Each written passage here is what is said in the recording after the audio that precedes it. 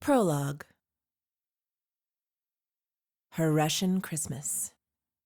Hey, beast! Look at me! Look at me!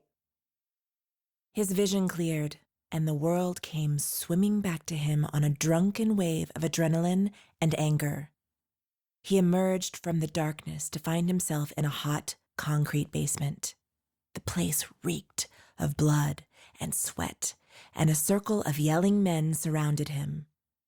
But in front of him stood a girl, a vision of loveliness with dark, tumbling curls, golden brown skin, and eyes the color of champagne. "Hey, beast, welcome back," she said with a teasing smile. Behind her, the crowd booed, same as they most often did every place he fought. He wasn't the pretty guy in the underground fighting movie who fought Goliath and won. He was Goliath, the villain everybody wants to see brought down. He was used to hearing his fight name get cursed in every language, but this crowd's booing seemed especially loud. Now that the darkness had receded, he could see 4 bodies on the floor. 1, a bloody pulp. The other 3, knocked out cold. That explained the booing. The 3 must have tried to pull him off the bloody pulp and gotten KO'd for their efforts, which meant the men who'd bet against him hadn't just lost money on this fight, but on the next 3 fights too. He knew this not because he was particularly adept at reading underground fight scenes, but because it had happened before. Enough times that he now knew exactly how things had transpired, even though he'd gone dark. But there were still other fighters left. He could sense them, even if he couldn't see them in the messy circle of disappointed cowards who'd hoped to win big tonight with their petty underdogs. Yes, he was back, and he was ready to fight again. He raised a gloved fist and started to call out for another fighter to approach him. Wait, hold up! The girl got in front of him again, and to his shock, she laid her small hands on his arms, as if it was just the 2 of them in this dark basement, and she was pulling him in for an intimate conversation. "Stay with me here for a little bit, okay?" Her voice compelled him, made him want to do as she asked, for a second or 2.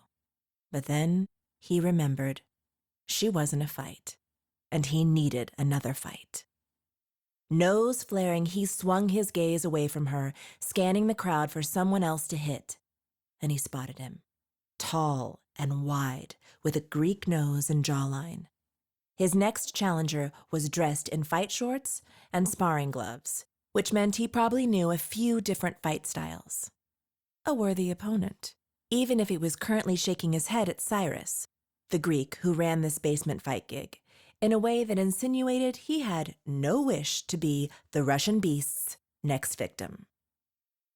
As he watched the fighter try to talk his way out of the match, the darkness compelled him forward, blanking his mind of everything but the need to put his gloves on something, to hear the music of cracking bones beneath his fists.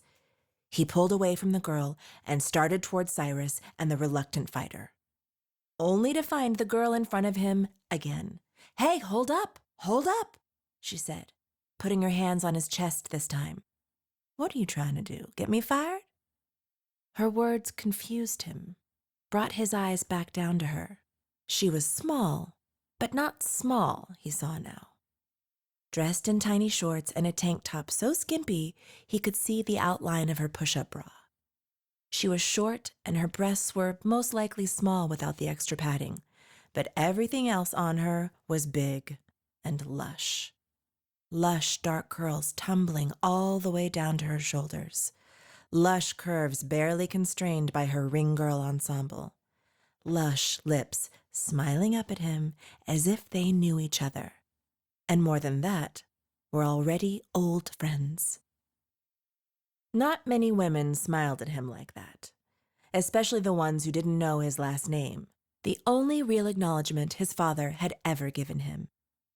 Even the women his half-brother had sent to help with his recovery after Turkey had only barely managed to cover up their terror with simpering smiles.